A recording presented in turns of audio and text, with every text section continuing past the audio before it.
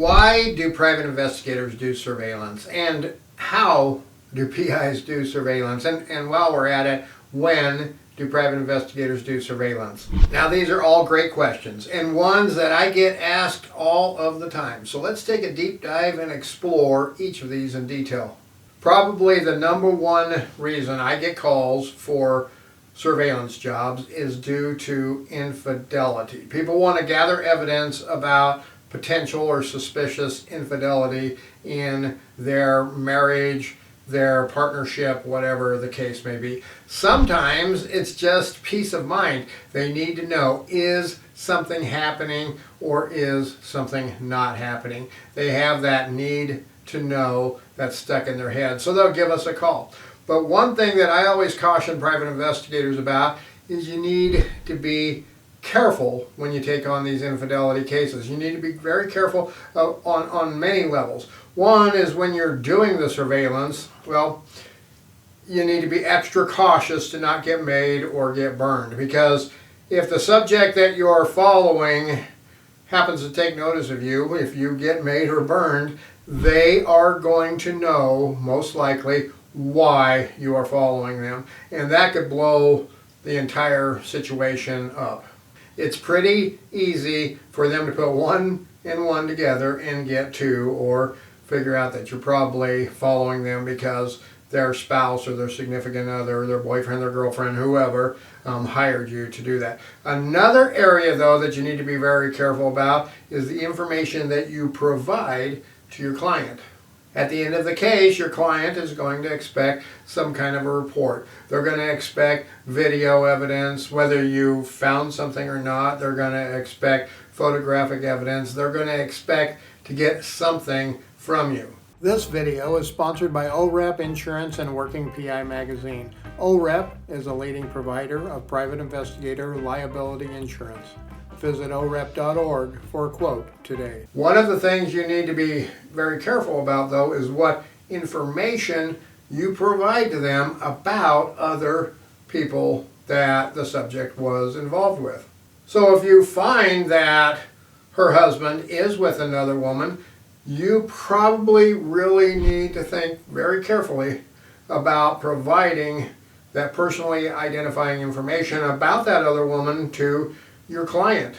I've seen a lot of cases out there where somebody found out about their spouse, their significant other, their boyfriend, their girlfriend seeing somebody else, and they got that information. Then they went out and they took matters into their own hands. Probably one of the last things that you ever want to do is wake up one morning, pick up the newspaper, and find out that an individual that was part of your investigation was attacked, hurt, maimed, even murdered by your client. And yes, this has happened. It's not frequent, it's not all the time, but it has happened. A lot of times I just get that call that says, I just want to know who he is seeing. I just want to know who she is seeing. And I always start those conversations out with, well, this is what we can do. We can conduct some surveillance. We can see if there's potentially something going on, but we cannot give you personally identifying information about anybody that you don't already know. So if the client provides us with information that says, well, I think my wife is seeing Joe Bob over here, and if we go out and we do surveillance on the client's wife and we find out that she is having an affair with Joe Bob, then we can, of course, say, yes, we were able to confirm that that's true. Or if we don't find any evidence to that, we can let them know that we did not find any evidence of her having any kind of an extramarital affair with Joe Bob. Alongside with infidelity, divorce is also huge when it comes to doing surveillance, especially when there are children involved. These will often be considered what we call a child custody case, where we're trying to figure out what the other side is doing. Are they doing things they shouldn't be doing with the kids? Are they drinking all the time? Are they doing drugs? Are they hanging out with criminals? Things like that. These, again, are one where you need to be very careful if you do these kind of surveillances, because, again, if the person that you're surveilling takes notice of you, if you get burned, if you get made, it's going to be very easy for them to figure out who you're working for. Another reason with the divorce situations is to decide who gets what assets, who's working where, and different things like that. Another thing I always caution people too, if you're going to work in a divorce case situation or a child custody situation, work for your client's attorney. That makes the attorney your client, not the other individual. So now there's a lot of protection there under the client work product privilege. Now, by far, probably one of the most prevalent types of surveillance cases out there are insurance claim investigations. These are going to fall into many different areas: workers' comp, personal injury, slip and fall, things like that. If somebody was in an accident and they got injured, a lot of times the insurance company wants to know how they're doing. Are they really injured? Are they as injured as they say they are? Workers' comp is really big too. When I first got started, that's all I did was workers' comp surveillance. Now, I want to say there, as a surveillance investigator, my job was not to go out and get the person. It was not to just prove that they're frauding the system. I was not out to get the goods on them. As a surveillance investigator, no matter what kind of case you're working, your job is to go out and get the evidence that presents itself. I have had a lot of cases where the person that I was conducting surveillance on, I believed truly was injured. And I've had a lot of cases where we knew that they were probably injured, but what the insurance company wanted to know was, were they taking care of themselves the way the doctor says to take care of themselves? Employment misconduct is another reason that we get hired to do private investigations. I've had a lot of companies that have hired me where I'll go out and I will sit on a retail store or a manufacturing plant to look and see who's doing what, if they are worried about things going out the back door or going out the front door for that matter. And financial reasons are huge too, often, again, tied to divorce situations, but also business partnerships and things like that. I've had a lot of cases on that realm with business partnerships where the business partner is remote, they're in another state, and their business is here, and there's a managing partner here, but they're not sure that the managing partner is doing what the managing partner says that they're doing, or they may be worried that that managing partner may be also running another business on the side that's a competing business. Yeah, and I know that sounds pretty crazy that you'd have one business and you'd go out and open up another business that competes with this business. But I have had that on multiple occasions where that was exactly what we were able to determine because we started out doing some surveillance on that managing partner. Another huge one that we get calls for are for stalking concerns. And we're not necessarily hired to go out and surveil someone else. What we're hired to do is do surveillance on our client. This is what we refer to as counter surveillance or security surveillance, where we are watching our client's house and we're seeing if we see people driving by all the time.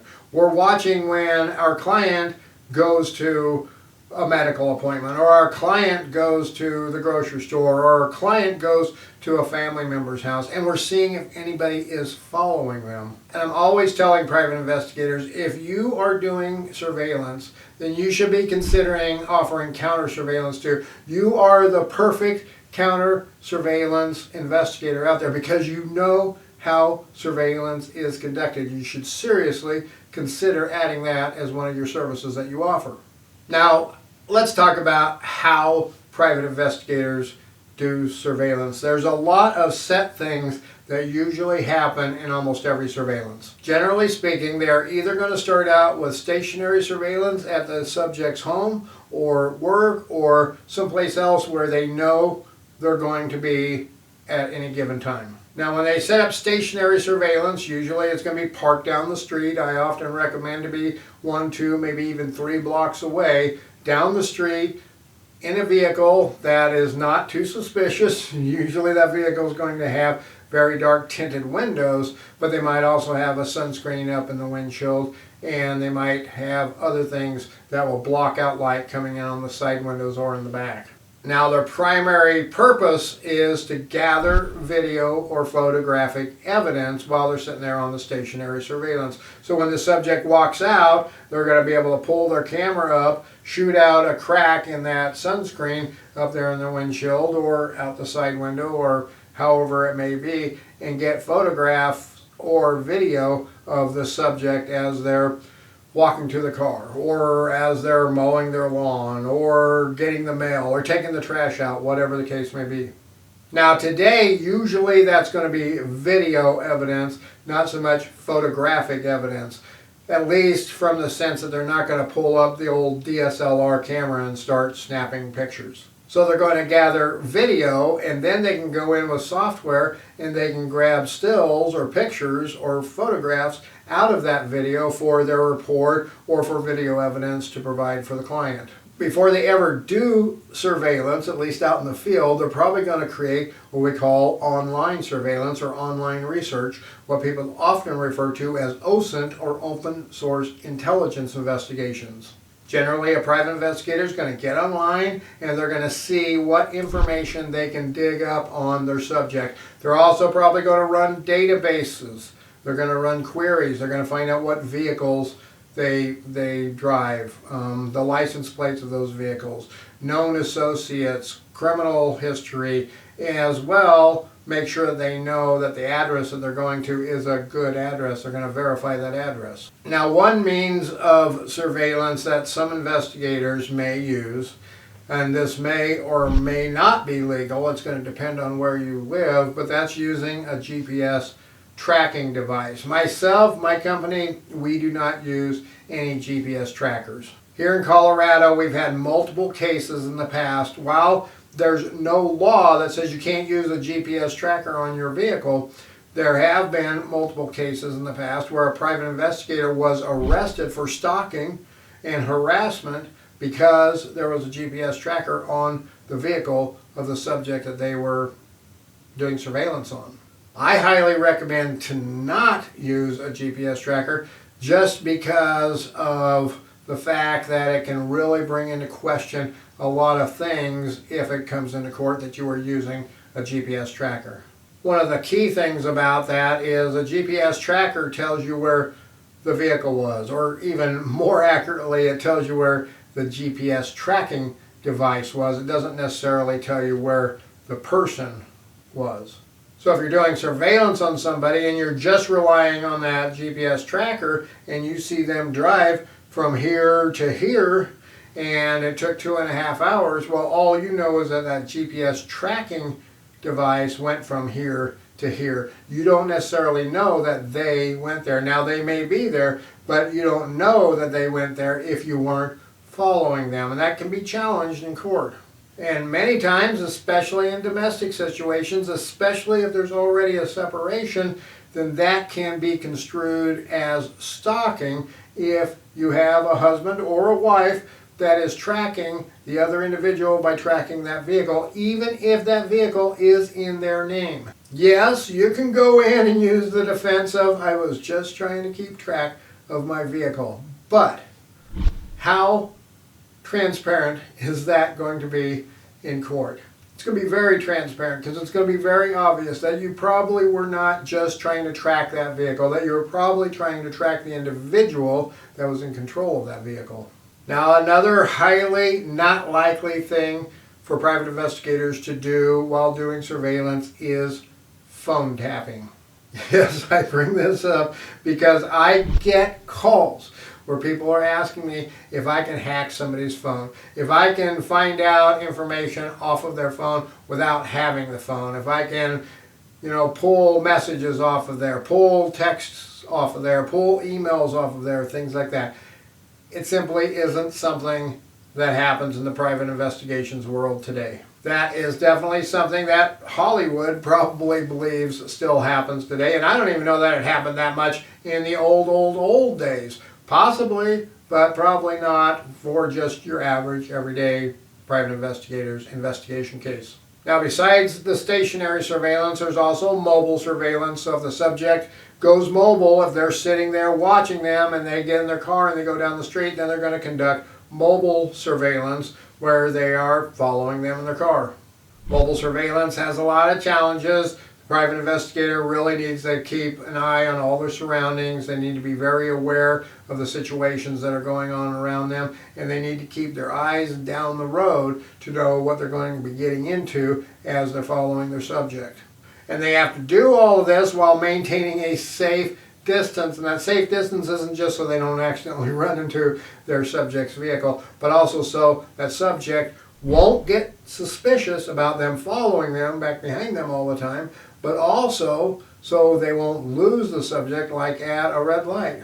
And then once the subject gets somewhere, then they're most likely going to go on foot surveillance and follow them into the store, the mall, wherever they're at.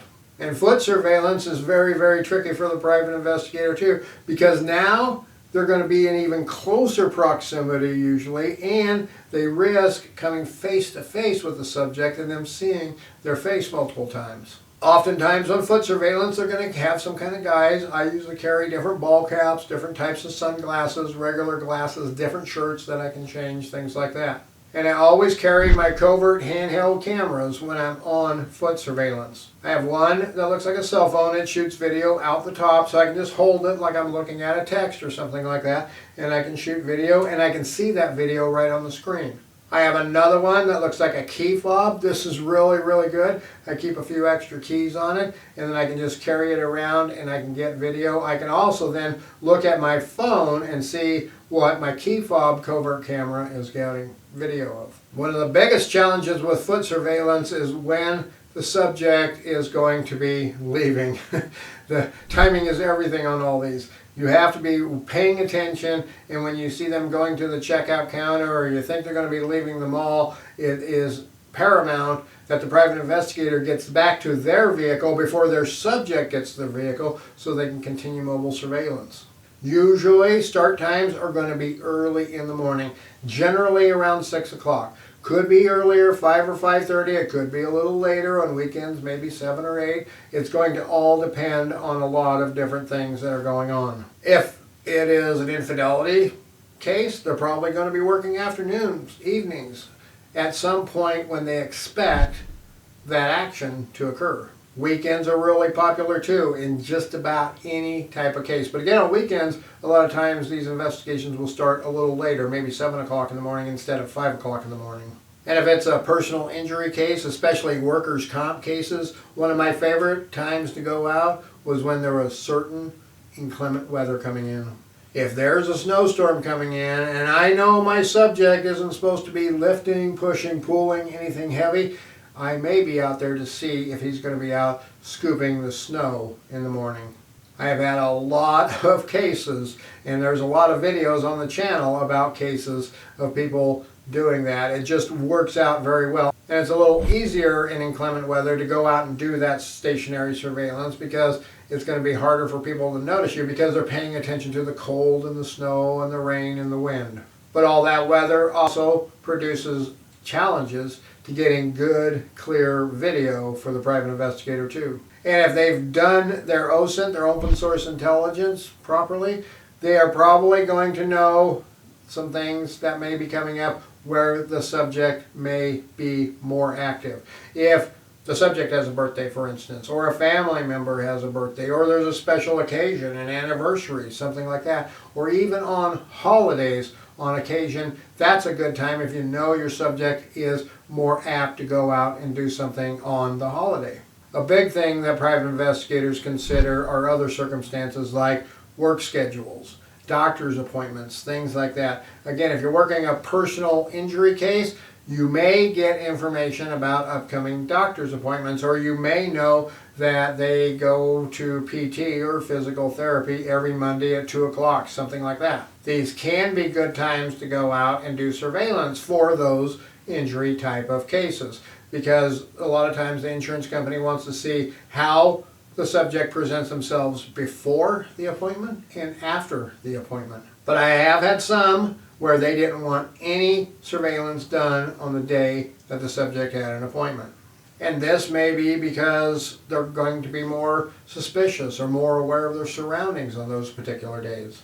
And if you know the subject is working, Well, it's probably not a good time to go out and do surveillance unless they're not supposed to be working.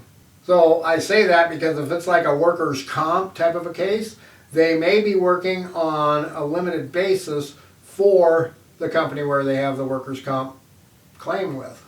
And on those days, all you're going to really do is follow them then to the end client's place of business, and then you're going to have to pull off. So you've kind of wasted everything because you're probably not going to get a whole lot of damning evidence on that trip over there.